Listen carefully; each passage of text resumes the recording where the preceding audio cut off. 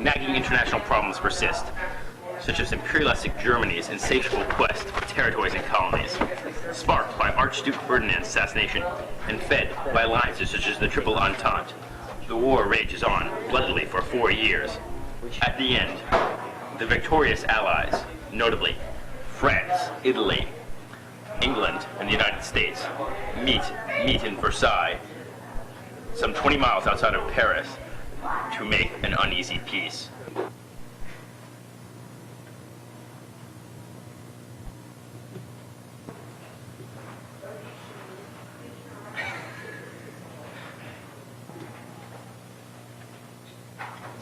I am Woodrow Wilson, President of the United States of America, here in Versailles representing the United States at these peace talks. Hello, my name is David Lloyd George. I'm representing Britain. I'm the Prime Minister. My name it is George Clement. So, and despite my somewhat foolish accent, I have been chosen as President of France to represent her majestic self at the Treaty of Versailles. I am Victor Orlando, head of the delegation to the Treaty of Paris representing Italy. There are 5 topics that I believe should be discussed at these peace talks. The first one is the League of Nations, which must watch over everyone to keep a war like this from happening again. Then there are reparations, which the United States, even though it's important to the other people, should have it done. New states, such as Poland, will be formed by this, and those must be discussed. Territorial adjustments with Germany should be discussed. And also colonial possessions, what shall be done with those, will also be discussed. Well, as a representative of the republic where most of the fighting occurred, I believe that France should have the right to all, most if not all, of this Germany's imperialistic colonies. But that would go against self-determination of the people. You speak of self-determination. What do we care of self-determination when we shed 1.4 million of our young French souls on our own land by these Teutonic invaders? Well, then instead of annexing these territories, have a trusteeship governed by the League of Nations, which should help everything. I must ponder this. I believe that the nationalistic feelings that we are discussing here today have to be taken in the context of history. As we shall say, in 1871, when the Germans completely destroyed your country, you were beaten, completely destroyed. Germany felt secure and supreme, and yet you did come back with alliances with men.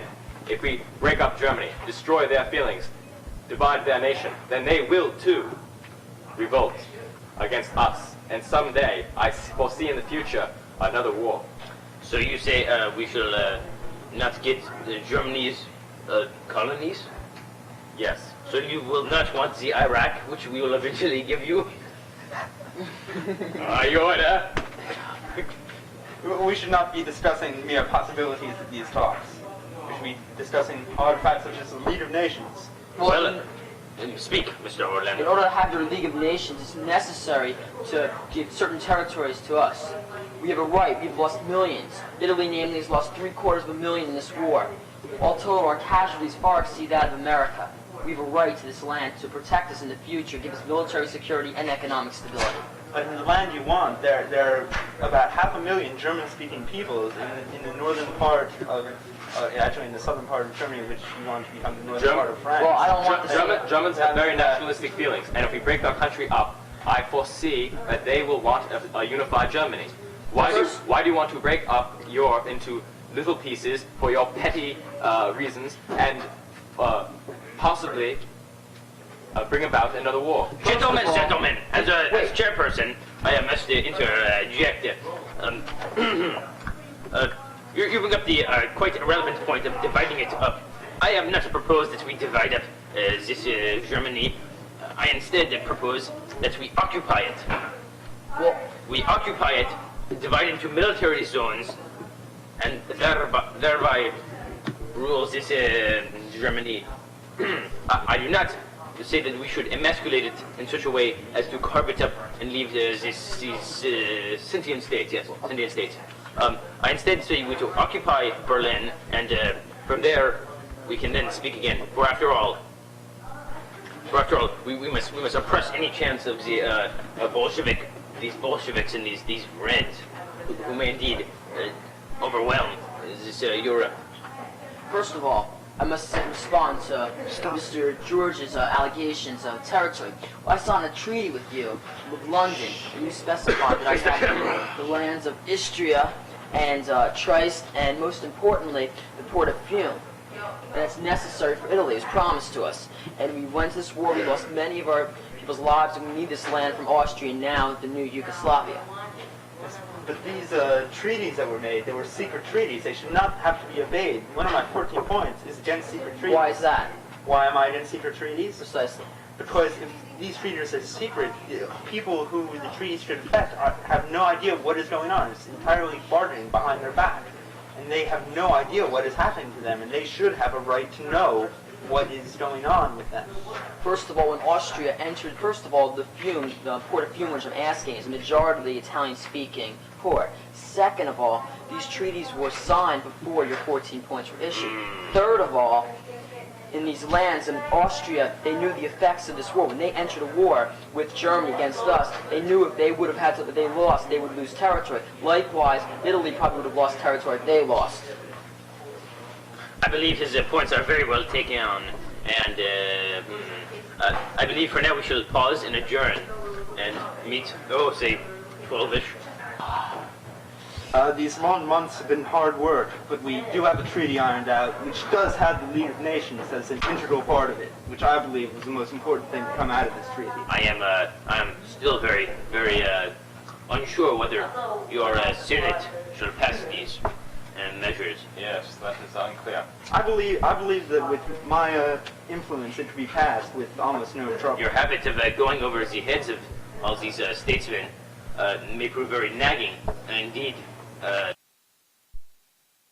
pass your bill. Yeah, and President Wilson, I'd like to say, your habit of going to the people does not always work, as indicated with my walkout before about Fiume.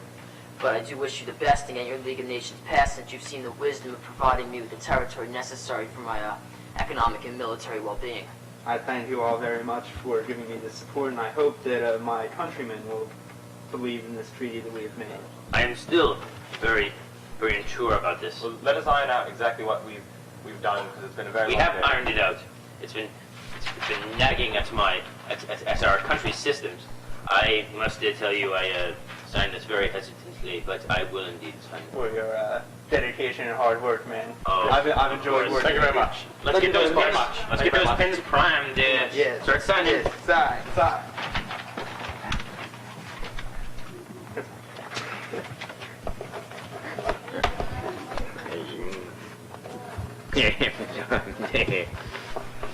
I believe Germany will pay this time. We get Germany in a hole this time, they'll never come back. Yes, Germany has suffered unnecessary detention. I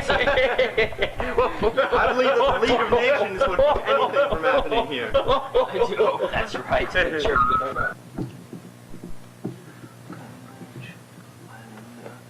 Oh, yeah,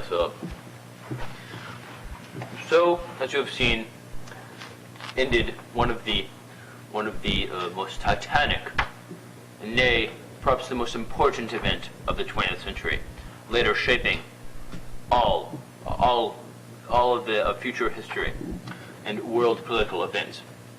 Thus, we close the chapter on the Treaty of Versailles. And so, yes, here we are. And so we opened a new chapter to the post-World War I, pre-World War II period, known as the interwar period. Somewhat like, like the intertidal zone. Historian joke, forget it. Yes, well. And finally, these four great titans, these monsters among international men, left Versailles with to the eerie strains of the wonderful notes of peace. Over there, over there.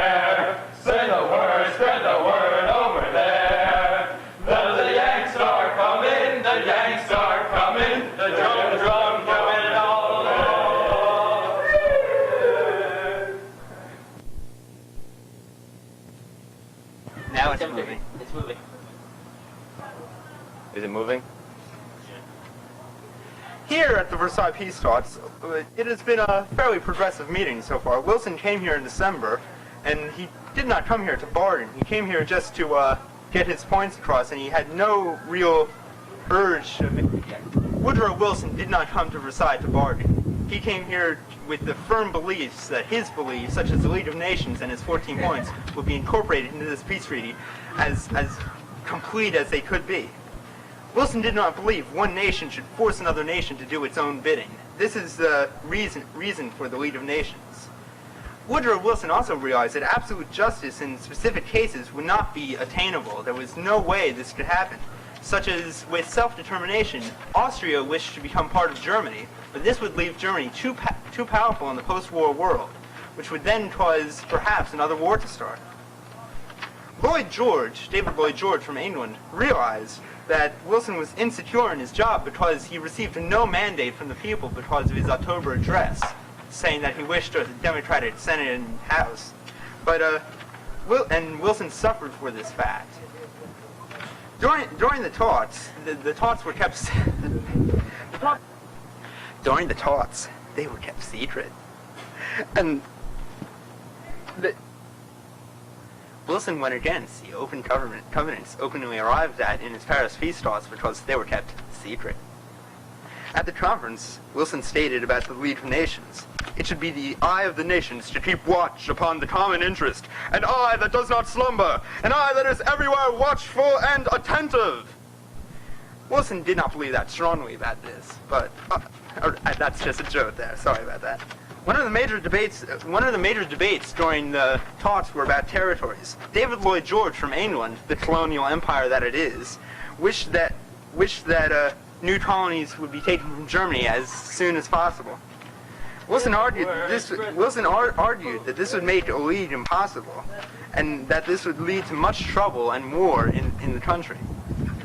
Wilson believed the League must be in charge of handling old possessions of Germany. Lloyd George, because of this, formed a theory that the League had already been formed in former sessions of the talks, and that it was possible that the League then itself would be able to hand out colonies. Wilson said no. He just said no. The League covenant must be framed before the spoils handed out. Are you and filming his this? Filming? Yes, I am. It's fine. Hey, what is this for? Get out of the way for it. It's our tape. Are you spying? What? Are you spying? Spying? Spying? He's a spy! Let me finish my report first, please. Wilson said no. He just said no. He believed that I already said that. Sorry about that, class. France and England wanted quick peace, but Wilson wanted to take time and get the peace right that would have the most in it for the peoples of Europe. And Wilson spent most of February. Wilson was there throughout the month of December and January. He spent most of February 3rd to the 13th working on the League Covenant itself. He was one of the major authors of it. Wilson then left to go back to the United States, to return in March to complete the treaty works. Wilson spent most of February 3rd to the 13th working on the League Covenant. Wilson then left to go back to the United States, to return to Versailles in March to complete the treaty works, and in doing so, forming the new states. Some of these new states that were made during the redrawing of the map of Europe were Poland,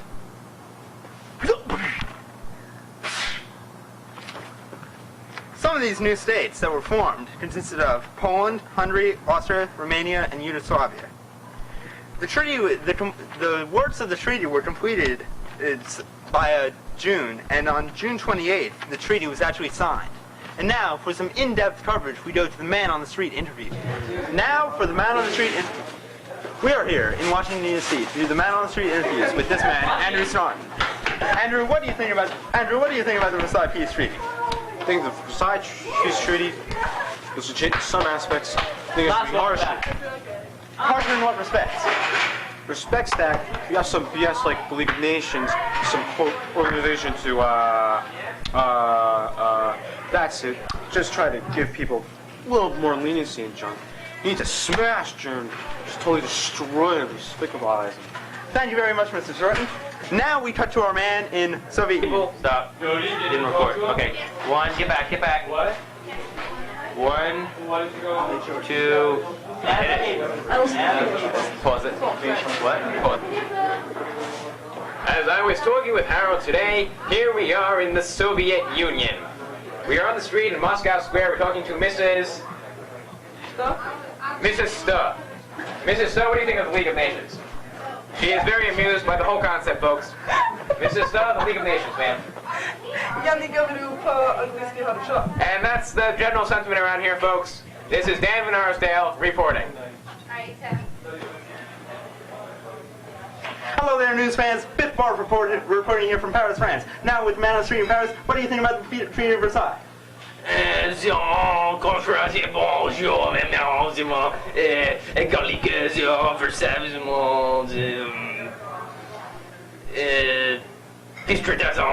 And just said, in perfect French, was that he believed that the Treaty of Versailles would usher in a new peace for the world, and that it was the best thing that happened to France at this time. Do you have any other thoughts to add? Mais oui. Est-ce qu'on has his own and est-ce qu'on Henri, c'est à moi, mademoiselle, yes. Jacques-Henri Poussin, Emmanuel Ginsberg reporting here in downtown Washington, D.C. We're here with a certain Michael Ambrehe. Mr. Ambrehe. Yes. What do you think about the recent Versailles Treaty? I think that it's the best thing that happened for this country. It would keep us out of war, and it will just help the economy of the United States very good, and help the poor farmers that need business. And also the people in California will enjoy this treaty also. Mr. Ambrehe, what do you think about the dividing up Germany and conquering it?